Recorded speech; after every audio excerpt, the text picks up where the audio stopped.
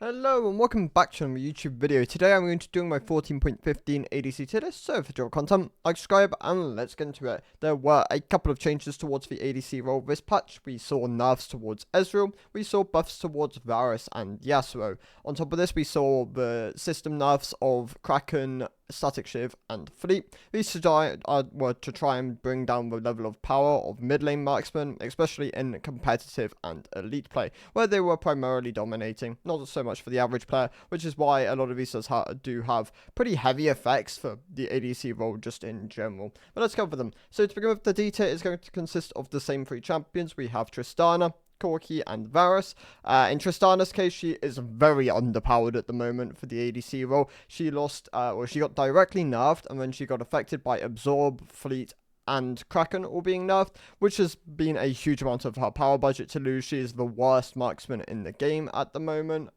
so I just recommend avoiding until she either receives some kind of compensation buffs or a level of a rework, which I wouldn't be surprised if she does with how dominant she's been in competitive for the mid lane, and to a degree high elo, as that does tend to mirror competitive a bit more consistently.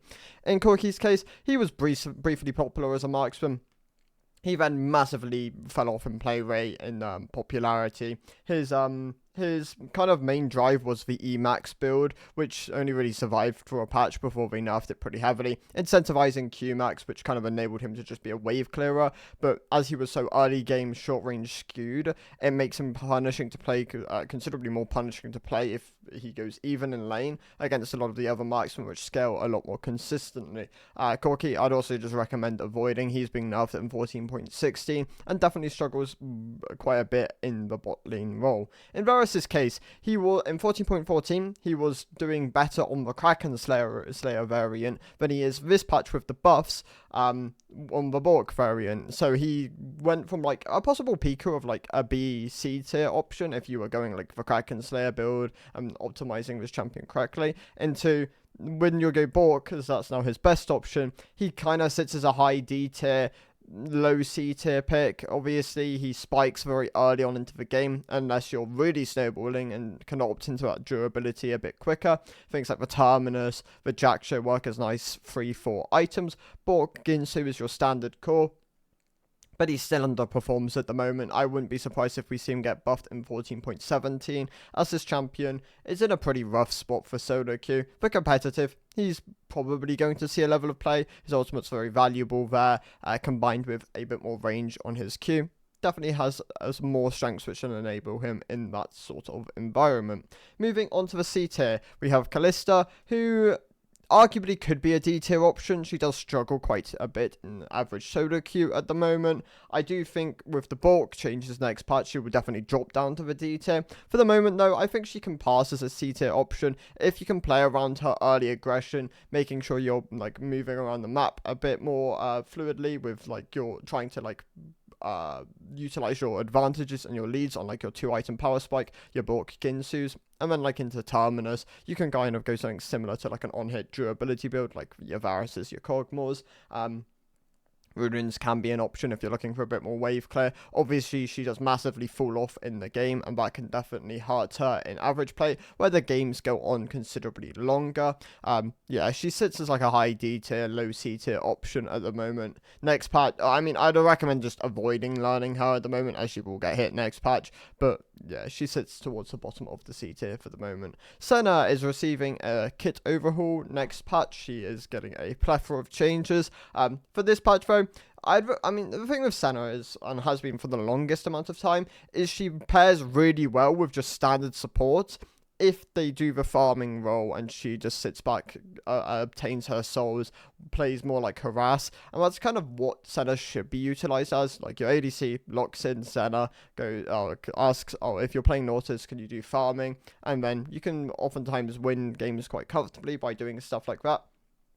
For the moment, though, she's played like considerably more randomly. Obviously, when you're solo queuing, you don't really have that level of control. If you're duo queuing, then this champion tends to outperform a lot of the other options. Can definitely jump up towards something like the A, the B, the A tier. Maybe not so much higher. She does lack the damage to really consistently contest the highest tiers, but she's in a fine spot for, like, yeah, duo queue. For solo queue, she's pretty rough at the moment, and yeah, definitely sits within my C tier. Aphelios and Xayah are obviously a bit more conditional picks. Aphelios outputs a huge amount of DPS, but oftentimes is quite considerably harder to play. He has multiple different weapon rotations, is more reliant on spacing correctly, has a lot of range, but yeah, once again, relies on that spacing to really utilize his full kit and making sure he's getting an advantage out of that. But he plays more like a caster marksman at the moment, and from what I've heard, Aphelios players really do enjoy how he plays. Obviously, if you're one-tricking a champion like Aphelios, then he definitely can rise up through the tiers quite easily. He definitely benefits from having a very high skill ceiling and being able to learn the kit really well. In Xayah's case, she definitely struggles at the moment as like just a generalistic marksman, doesn't quite have the range nor the DPS to really compete against a lot of the other options. If you're bringing her out primarily as like an answer to heavy dive, she definitely has a lot more power there. Being able to utilize her self-peeling tools in her R and E can be really valuable, and there's definitely a lot more strength to something like that. But for the most part, I'd recommend avoiding her if you're looking for something a bit more generalistic to just carry with. Ezreal is being brought down from the B tier to the C tier. Obviously, this champion got nerfed this patch as he was overperforming in both elite and competitive. This champion should be slightly on the lower end as he has a very high skill ceiling. He's a very hard to pilot champion, making sure you're consistently spacing well, landing your skill shots, looking for those all-in angles are definitely really like high elo skill, like high elo and competitive skills, which not everyone really possesses until you put a lot of games into this champion. Obviously, my recommendation would always be Dregdar, and I know there's a really good Chinese Ezreal player. You might have to do a bit of research to find that guy. But yeah, if you're playing this champion well, he definitely benefits from that. He rises up quite considerably in the higher tiers, like an A, maybe even S tier competitive option. But for the moment, for the average player, I'd recommend him as a C tier pick. Moving on to the B tier, we have Vayne, who I know a lot of people really dislike this champion in the ADC role and think she should be considerably lower, but she does scale pretty well, and obviously if you can get through your laning phase, which is definitely your hardest part of playing this champion, she's short range, doesn't have a great amount of sustain, so it can be quite punishing to play this champion. But once you hit level 6 and then like go from level 6 through like and beyond, you can definitely start playing the game a lot more consistently. With Bork Spike, obviously gives you a level of sustain, gives you really strong 1v1 potential, and oftentimes you can just 1v1 most of the marksman pool on that sort of spike with level 9 coming through if you are doing the Q max. But yeah, the main difficulty of this champion is definitely the laning phase, and if you can get past that, then she can definitely rise up. If you're struggling a lot there, then she definitely drops down a bit, and I have her as like a low B tier option for the moment. Doesn't get affected as much by the Kraken nerfs as she does have the Bork build, which is what I will recommend now. On top of that, the fleet nerfs do hurt her a bit, as that was her primary keystone. You can obviously opt into PTA, but I'd still recommend going fleet as you really value the movement speed and the limited sustain you now get from it. Moving on from Vayne, we have Lucian. So Lucian is kind of like set like a low B tier option. He does have the Essence Reaver build, which does kind of recuperate some of the win rate loss of the likes of Kraken Slayer. He's kind of moved away from that just generalistically at this point, which is good to see. He does have the Bork variant, which tends to be a bit more popular in the mid lane at the moment, but there are definitely strengths to it. He's a bit more reliant on pairings within the bot lane, making sure you're getting the correct champion to pair with, utilizing his Lightslinger passive, which is going to be even more important in 14.16, where they are buffing the AD ratio of that. He sits as like a low B tier option. Obviously, he doesn't scale quite as well as a lot of the other marksmen, but his outplay potential is quite high, and it can definitely enable situations where you can really carry games. He sits as like a low B tier option as well as Vayne. But moving on from these two, we have Samira and Draven, which are just like your snowball champions. If you can pilot these picks well and consistently snowball throughout games, then you can really comfortably climb with these champions. Obviously, if you really struggle to find advantages, then I just recommend outright avoiding these picks, as they are very predicated on snowballing and just being the carry, and that is just the way you have to play these champions. You're going with like Collector, i.e. shield bow, BT, LDR on Samira, and then if you can take over games, then this champion can 1v9 in a lot of scenarios. Her biggest downfall is obviously CC, as that shuts her down quite comfortably. So if you're playing her into point and click, just be aware of that. But yeah, if you could stay one of these two picks, they're very powerful. Draven is arguably harder to play than Samira, being a bit more reliant on his spacing, making sure you're maintaining uptime on axes. Samira does have a bit more AoE to kind of like facilitate more 1v9 scenarios, but Draven's damage output is just raw damage is one of the highest, if not the second highest, arguably to Jhin when he's fed, but then Jhin obviously not fed, does get out damaged more by just Draven. Draven is one of the highest level, might just outright have the highest level 1 damage on his Q, enabling him to just steamroll lanes if he's able to find those angles. Sivir could go beneath these two champions now. She does lose a little bit of power from both Fleet and Static being nerfed. Obviously, she does have different keystone variations. We have seen some level of PTA Sivir, some Fast Strike Sivir, some Aerie Sivir. I kind of recommend choosing depending on what you need within lane. PTA is probably your best default option now. Kraken Slayer obviously still a very not Kraken Slayer. Static Shift still a very viable option on her. She really does value wave killer to kind of snowball and scale up throughout the game. If she doesn't have the items like this, then she could definitely struggle a bit more maintaining a level of consistency on the wave, which a lot of champions can oftentimes push off of, because she doesn't have the same level of damage output unless she gets like 2-3 items relatively early. And she could definitely be punished a lot more in those scenarios. Smolder did run the fleet, but had other variants of builds like your Essence Reaver, which meant he did get punished by the Kraken Slayer and the Static Shift nerfs. So he now moves up a bit more. Honestly, you could argue Smolder probably deserves a spot in the A tier. He's definitely performing a lot better than some of the other marksman options at the moment. Honestly, I'm going to move Smolder up to the A tier. I definitely think this champion's been on the rise recently, and I really do think this pick has a lot of potential, especially if you're stacking correctly, itemizing correctly. There's definitely a really high amount of damage output on this pick. He does have a level of AoE caster capability, which a lot of the other marksmen don't really have access to, purely because of just their kits. Smolder does have this because of his Q AoE. Combined with the amount of burn you can get on that ability, it can be really oppressive to play against. And yeah, Smolder, very solid pick at the moment. Definitely has kind of risen up from when he was over nerfed on his release because of his frustrating like scaling execute, which they took out pretty quickly, rightfully so. Moving on from Smolder, we have Veigar and Ziggs, which also doing a lot better this patch with a lot of the direct marksman changes. Veigar is very heavily underrated in its current state. This champion really does have a lot of good build variations, combined with a lot of opted durability, depending on whether he needs it. In Ziggs' case, he's a bit more range. He can be a solid answer to a lot of the marksman pool, which can really get punished by his ability to land Qs and having what they tend to have as lower MR, whereas Ziggs does have a lower armor, so it can make it quite hard to really like auto trade with a lot of the marksmen. But he's in a pretty good spot at the moment. Definitely a solid B tier option. The champion which is going to be moving down to the B tier is Zeri. So Zeri lost power this patch with the with both Static and Fleet being nerfed. Obviously, she was overperforming in high elo, and I imagine she is still to a degree performing quite well as like an A S tier option there. But for the average player, she now drops from the A tier to the B tier. You could still find success on this pick. She's not suddenly out of the picture. But, yeah, definitely considerably weaker this patch compared to last patch. And then Yasuo, moving up from my C tier.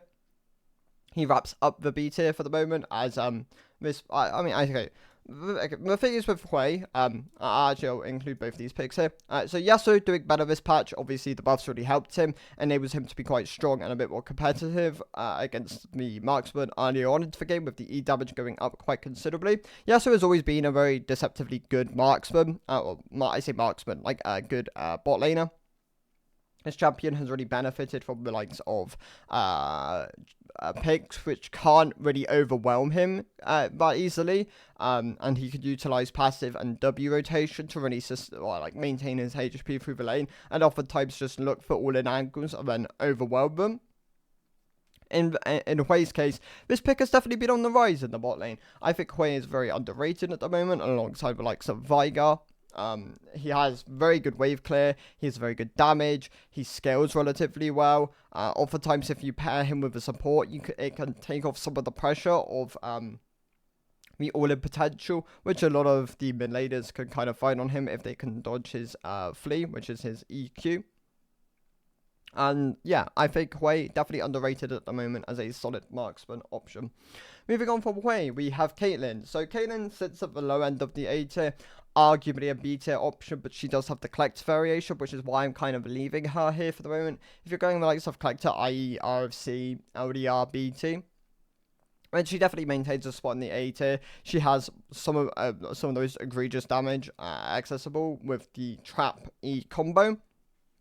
Headshot, trap, headshot, E, headshot combo, which like utilizes like all your resets on your headshot mechanic, which can be very oppressive to play against, especially if the enemy isn't really aware of where you're when you're outputting your damage. She obviously needs to utilize her range to get plates consistently early on into the game, making sure you're utilizing traps around enemy tower, making sure you're snowballing, keeping that advantage, pairing her with the correct champions, whether this is like your Luxes, your Morganas of past. Obviously, she has other pairings which work quite nicely, utilizing their CC to place down traps, be oppressive early on into the lane, and yeah, that's where most of her strength lies. Up until later on, where she can open up those like heavily one-shot orientated combos. Moving on from Caitlyn, we have Ashe, who got nerfed not too long ago, did lose a bit of power, but kind of sits towards the high end of the A tier still, as she's a relatively easy to play marksman, has good setup, her damage is still pretty good, and definitely has the ability to run down a lot of marksmen early on into the game. One of the more punishing things can be those mid-game fights. If you're not ahead of the curve, you could definitely feel quite punished and will lack damage compared to most of the other marksmen. But she still has incredible utility, can still act as like a harass and slow bot in those mid-game scenarios. And yeah, she's a very solid A tier pick. Moving on from Ashe, we have Nyla, who is a bit more niche and a bit more reliant on parries, but is very strong when she finds those parries. So I would, if you're pairing her correctly, then she definitely sits as like a solid S tier option. But more generalistically, she's arguably an A tier pick. She has really good burst potential. She's a bit short. I mean, obviously she's shorter range than a lot of the marksmen, which is where you have to be quite careful. This pick will very much get punished if you are not pairing her with the right champions, which can kind of enable her to find those angles. Taric and Senna, honestly, are both arguably her best two pairings, and definitely things I'd recommend you try her with if you are looking to pick up Nyla and you're playing her with the likes of a duo. In duo scenarios, she probably sits in like the S tier. In solo scenarios, she's more of an A tier pick at the moment. Twitch is my other A tier option. Doesn't get affected by the Fleet and the Kraken nerfs, as he was going primarily bulk runes, IE, where the build is still the same. He still sits as like a mid A tier option. If you can utilize his stealth to find those team fight angles, those assassin angles, then he can be really oppressive to play against. Obviously, he has some nicer pairings. Those Twitch players like pairing it with a Yubi, as you can utilize the stealth to stealth both you and your support, and then look for really strong angles to open up in team fights and be really impressive as a champion. But for the moment, he sits as like a mid A tier option. I'm losing my voice again. Nice. Karthus and Swain, obviously benefiting from the other ADCs being nerfed as like really solid AP options. Karthus has really good global damage with his ultimate, combined with really strong synergies with a lot of the CC supports, which he could utilize his telegraphed Qs with their CC to making sure you're getting your damage down. Obviously pairs really well with the likes of Leona. But generalistically, he works pretty nicely as a support. You just don't want to pair him with Enchanters, as he doesn't really get the benefits a lot of the other champions do. But Dami is kind of like a niche one which he definitely can work with, as he can apply her E quite easily and really enable like a continuous damage and slow output combo. Moving on from Carthus, we have Jinx moving down from the S tier. She lost a bit of power this patch with the nerfs to both Static and Kraken, and she was someone who could opt into both. Combined with Fleet being nerfed, she definitely gets hit by that as well. Kaiser, also staying within my A tier, towards the low end of the A tier now. She lost power with Static being nerfed, but she does have other build variations. I know this champion definitely benefits from like changing her build on a game by game basis, enabling her to either counter comps or be stronger at just outright snowballing or being an artillery bot within the game. Yeah, there's definitely a lot of strengths to this pick, and she's a solid A tier option if you're piloting it well and utilizing her builds, like different builds in different scenarios. Moving on to the S tier, so we have Cogmore and MF being brought up. Obviously, like neither of these champs are nerfed by the changes this patch. MF has been definitely on the rise with the buffs she received more recently to earn W. Really helped her, definitely find her footing. Of course, the nerfs towards boots as well. She also benefited from that. She can sit quite comfortably on tier 1 boots and not really need so much for Zerkers, which a lot of the other marksmen do. In Cogmore's case, he's definitely thriving at the moment with the PTA Bork variation. I'd argue that this pick is something you'd want to really look into playing at the moment. It is being nerfed slightly in 40.16 with the Bork nerfs. MF isn't, so MF will definitely rise in power once again. And yeah, these two picks really solid, right? Like champions which have moved up from the A to the S tier. And then the other 3 picks stay in my S tier. Seraphine has finally caught on and has become a really strong pick at the moment. People really underrated her for a while, but her damage is decent. She has like different build variations, whether you want to go a bit more supportive, whether you want to play a bit more AP heavy with like a Blackfire build. There's definitely different variations of that, and she's in a really good spot. A very good S tier pick at the moment. Brand obviously pairs really well with the Nami. That is one I'll always push for people to play. And that is one of, it's just outright one of his strongest pairings at the moment. But he works more journalistically as well. His damage output is incredible. The amount of AoE this champion has access to, also very hard to match for a lot of picks. Oftentimes marksmen just don't have the tools really necessary to sustain through his harass, and it can be really hard to lane against a pick like this. And Jhin, still very much the staple of the marksman role, has moved over towards the static shift build more consistently over Collector, which he is really benefiting from quite a bit. And I like your IE, your RFCs, and Jhin in an incredible spot at the moment. Very deserving of an S tier pick. Does good damage, has good utility, has good range, has decent scaling as well. He has kind of all the tools you really need at the moment, except from consistent DPS, which is where he kind of lacks compared to other marksmen. It's why he'll tend to struggle against the likes of Twitch and Jinx, as they can kind of overwhelm him in scenarios, unless Jhin is very far ahead and he can just outright one-shot the target. But those are my thoughts on the ADC role for patch 40.15. Thank you guys for watching. I'll see you in the next one. Bye.